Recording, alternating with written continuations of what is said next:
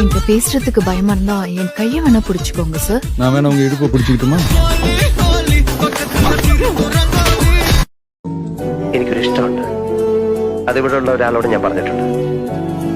എല്ലാം അറിയുമ്പം സമ്മതിച്ച് അനുഗ്രഹിക്കണം.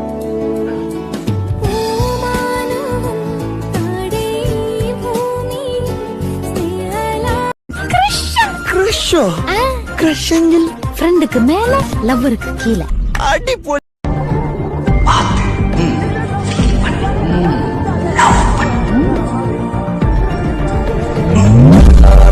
தாரா நீயே என் தாரா என் மானம் பூத்தானே தாரா